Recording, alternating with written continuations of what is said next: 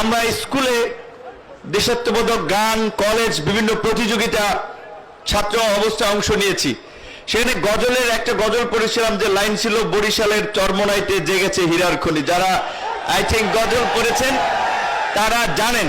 তো তখন বুঝি নাই এটার মানেটা কি, কিন্তু এখন তো পরিপূর্ণ মানুষ, সবকিছু জানি। এখন বুঝতে পেরেছি যে গজল যিনি লিখছিলেন কেন লিখছিলেন।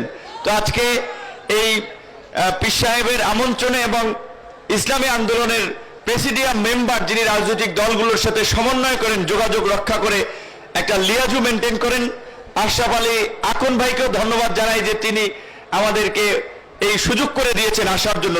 তার যদি মেহনত না থাকতো তাহলে হয়তো এখানে আসা হতো না। তো সর্বশেষ বর্তমান প্রেক্ষাপটে দুটো কথা বলতে চাই, যেটা আপনাদের নেতৃবৃন্দ ইতিমধ্যেই বলেছেন, যে 5ই আগস্ট গণ অভ্যুত্থান পরবর্তী আমরা একটা নতুন বাংলাদেশ পেয়েছি। এই বাংলাদেশকে কাদামাটির মতো আমরা নতুন ভাবে, যেমন খুশি তেমনি ভাবে গড়ে তুলতে চাই, যেখানে জুলুম, দুঃশাসন, ভোট ডাকাতি, জালিয়াতি, মানুষের উপরে হামলা মামলা, রাজনৈতিক কারণে হয়রানি থাকবে না। কিন্তু এক ভাইয়ের বক্তব্য আমি পেছন থেকে শুনেছিলাম, এটা সত্য। এখনই কোন কোন রাজনৈতিক দলের উৎপাত শুরু হয়ে গেছে, মনে হয় তারা ক্ষমতায় চলে এসেছে। এইটা হতে দেওয়া যাবে না। আমি যে কয় জেলায় গিয়েছি, উপজেলায় গিয়েছি, পরিষ্কারভাবে ডিসি, এসপি, ওসি, ইউনোকে বলেছি, বিএনপি, জামাত, ইসলামী আন্দোলন, খেলাফত মজলিস, গণ অধিকার পরিষদ, যেই জেলা উপজেলায় যেই দল সক্রিয় আছে, জেলা উপজেলার সরকারি প্রত্যেকটি কাজে সকল দলের প্রতিনিধিদেরকে নিয়ে আলোচনা করে, মত বিনিময় করে কাজ করবেন। এই যে বিজিডি, বিএসএফ, বয়স্ক ভাতা, ওএমএস, টিসিবি, বিভিন্ন ধরনের যে সরকারি কার্যক্রম আছে, কোন রাজনৈতিক দলকে প্রাধান্য দিয়ে বাকিদেরকে গোড়ায় ধরবেন না, এটা হবে না।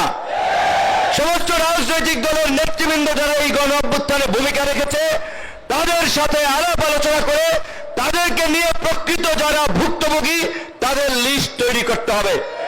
কোন একক নেতার কথায়, কোন দলের কথায় লিস্ট চলবে না। আমরা পরিষ্কারভাবে বলে দিতে চাই, এখানে আমাদের নেতৃবৃন্দ যারা বলেছেন যে এই 53 বছরের বিগত দিনের এই দুঃশাসন এবং জুলুমতন্ত্রের গতানুগতিক পুরানো রাজনীতি আমরা দেখেছি।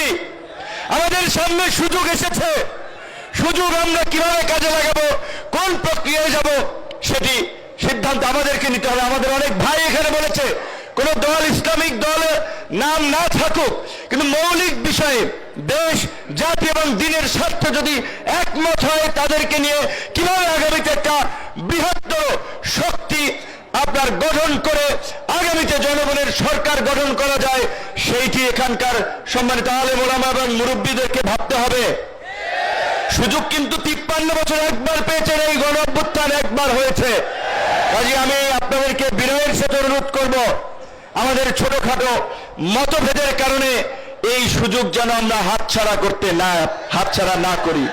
এখানে আলেম ওলামারা যারাই আছেন, মুফতি সাহেব বরিশাল নির্বাচনে তার মতো মানুষ, যাদেরকে পা সালাম করার জন্য, জুতা টানার জন্য কত লোক রেডি থাকে, এই নির্বাচনে দেখেছেন কতিপয় ছাত্রলীগের, এই যুবলীগের লোকেরা চরিত্র ঠিক নাই, মাথা ঠিক নাই, নেশা পানি করে এই সমস্ত মানুষ লাঞ্ছিত করছে। মামুনুল হক থেকে শুরু করে অসংখ্য আলেম ওলামাদের উপরে গত কয়েক বছরে যে নির্যাতন, নিপীড়ন, নিষ্পেষণ হয়েছে আপনারা সকলেই দেখেছেন। সর্বশেষ যেটি আল্লাহ পাক কিন্তু পরিষ্কারভাবে কোরআনে বলেছে, তোমরা সত্যের সাথে মিথ্যার মিশ্রণ করো না, জেনে শুনে সত্য গোপন করো না।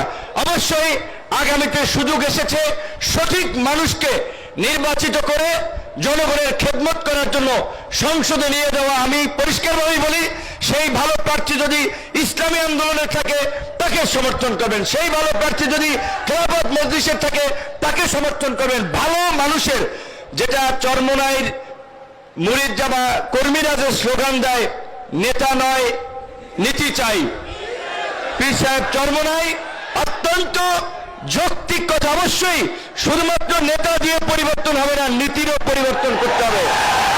সেই নেতা এবং নীতির দুটোরই পরিবর্তন করে উপযুক্ত ব্যক্তিদের নেতৃত্বের মাধ্যমে আগামী রাষ্ট্র পরিবর্তনের সুযোগ আমরা আল্লাহ আমাদেরকে দিয়েছে। এই রকমের জুলুম, অত্যাচার, নির্যাতন এত তাড়াতাড়ি এই দৈত্য দানবের পতন হবে আপনারা কেউ কল্পনাও কিন্তু করতে পারেন নাই। এ সম্ভব হতো না আল্লাহর রহমত ছাড়া। কাজে এখন সেই আল্লাহর রহমতকে কাজে লাগিয়ে আগামীর জন আকাঙ্ক্ষার বাংলাদেশ বিনির্মাণ করতে হবে।